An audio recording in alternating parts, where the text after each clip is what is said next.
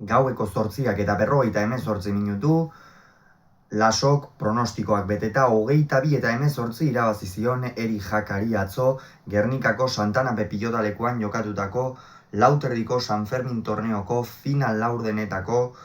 bigarren norgehiagoka. Gogora dezagun, batetik Eri Jakak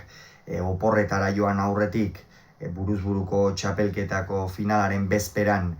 Unai Amiano kanporatu behar izan zuela Orozkon. Lasok berriz gaurkoa izan du bere lehen partida,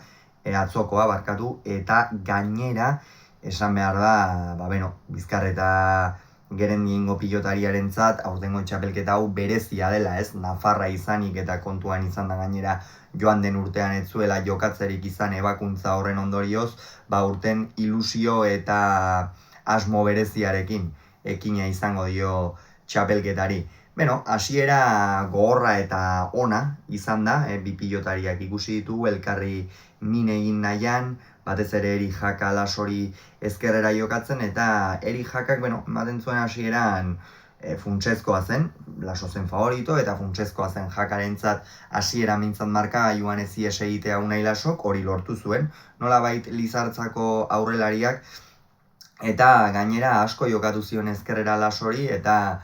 gainera jokoaren ekimena oro har Lizartzako aurrelariarena izan zela esan daiteke, eta hori ere beretzat albiste ona zen,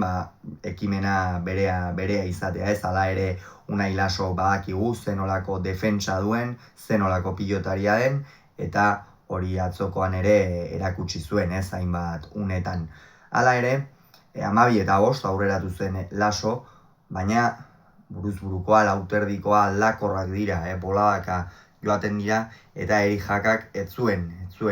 amore eman, eta ondoren bigarren zatia oso berdindua izan zen baita ere, buelta ematea lortu zuen, gainera, Jakak tanto onak egin zituen, Unai Laso zenbaitetan,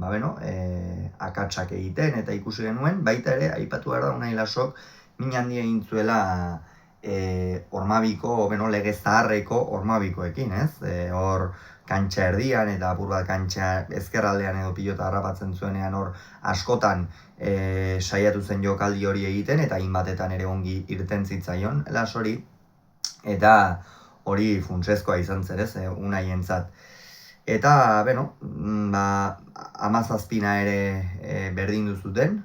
baina 18 eta 17 Laso iritsi zen aurretik, eta azkenerako, patu moduan 22 eta 18 Bizkarreta Gerendiaingoa antxe izango da final erdietan, datorren astean jokatuko du Jon Ander Peñaren aurka Donostiako Atano 3. pilotalekuan, eta gainera final erdi garrantzitsua, ez? Artolaren aurka hartutako kolpearen ondoren buruz-buruko final erdi horretan, ondoren Larrazabalen aurka partida oso ona jokatuta joan zen etxera, eta gaur ere lauterdian partida bikaina jokatu du, gainera oker ez baldin banago orain arte udan zehar jokatu dituen partida guztiak irabazi ditu Lasok, beraz bide honetik doa Bizkarreta Gerendiengo aurrelaria. Hauxe beraz esan behar genuena, orain Eri Jakari San Fermin torneoko binakako hori prestatzea egokituko zaio, ez dakigu joan den urtean hor sartu zutelako A-serian edo B-serian sartuko duten, joan den urtean gainera Gorka Ugartemendiarekin B-serieko hori irabazi egin zuen, beraz ikusiko dugu ze erabaki hartzen duten